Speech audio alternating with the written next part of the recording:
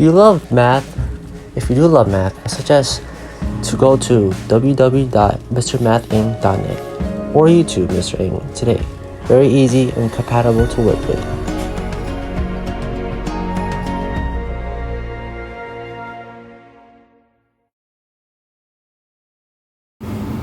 Hey guys, this is Mr. Eng. Let's go over that Jamboard we did on October 26, 2022.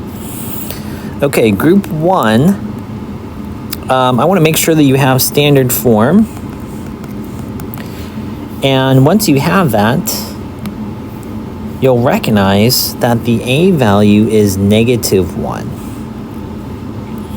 And you get x equals 4, and that must go in the middle, and that's the numbers how you pick, okay? That was good, so I'm just gonna go over all the question number 2s. I like this. The student took a picture and then put it back in. Okay, I like that. They only missed this portion right here. Should have been negative, right? Positive times negative. This was off. Okay, let's take a look at this group.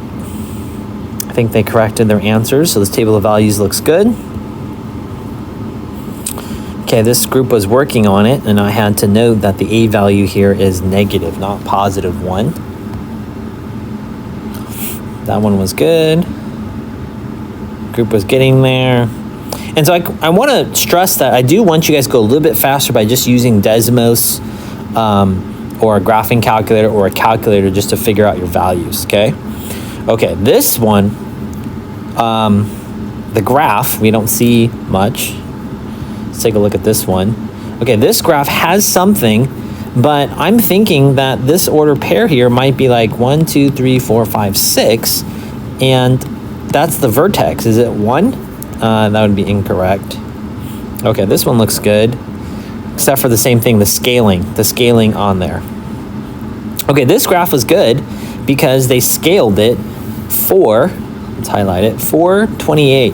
So the axis of symmetry is my red line, and then there's my vertex of 4, 28. And they told us they were counting by 1s here on the x-axis and then counting by 5s on the y. That was great. There's another graph who scaled it. That's good.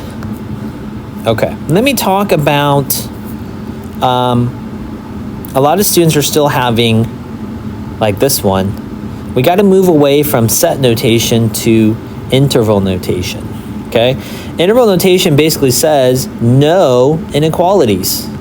No inequalities, so you can't have these anymore, okay? So, anytime you want to write all real numbers, and the reason why it's all real numbers is because you have a graph that has 2 arrows going from this left side. It touches it, right? That means there's all these x values because the graph can go forever and goes all the way to the right side. So this would be -infinity to +infinity. The domain goes from left to right. The range goes from the bottom to top. Watch as I draw these black lines. Well, the graph's eventually going to touch here because of the arrows. So I'm coming from negative numbers, but it's going to stop there at 28 on the y number line, y axis. So this person got it correctly. It should be y is less than or equal to 28. But in interval notation, we're saying from the bottom, you're coming from negative numbers, -infinity to +28. And you'll actually include that number. Okay? All right, let's go and just check out. Let's see what this student got here. Do we have the y-intercept in green? Okay. So what was kind of a little bit difficult was you had to kind of probably draw a, you can probably just draw a axes, x and y. And then they could have said the green dot is here. The x-intercepts, yes, are in blue. That's correct. The axis of symmetry here in yellow folds it in half. Perfect. And then the red dot, where's red? That should have been our maximum. They did write that, so that was good. The graph has a maximum. Good. Okay, got me some points. Good. Let's talk about question number 1. Now, the student recognized that that is correct. I equals the square root of -1. This is a lesson in 1.3. That is an idea, okay? Let's take a look at some more work here. Okay, this one looks great. They broke down the factors of 40 to be 10 times 4. Then they broke it down to square root of -1 times 2 times 5 times 10, which is 2 times 5 times 2 times 2. The square root of -1 is I. You'll notice it's outside the square root. That was a common mistake. It must be outside. When you circle them inside, okay, that's pretty much like the square root of 4. Your answer is 2. Why? Because if this is a square and the area is 4, well, what are the sides? It is 2. That's why they call it a perfect square. This is the 2, and then notice the 2 and 5 are inside, so our answer is 2i radical 10.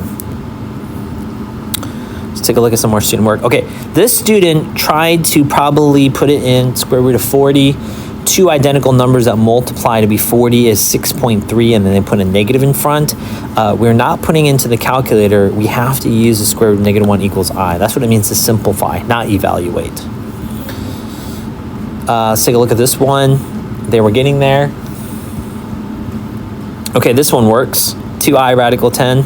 Box your answer. Good. This one was good. Just need to box their answer. And this one, you'll notice, has just 2 radical 10, and they were missing, the one we're missing about is I, 2i radical 10. We preferably do not write I 2 radical 10. They just like to write the I at the end. So this one in red, don't do that one. Okay, hopefully that was helpful for you guys. We'll see you later. Bye.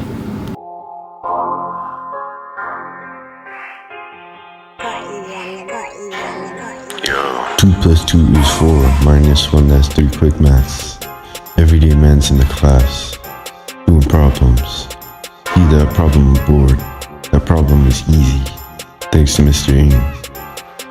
Yeah.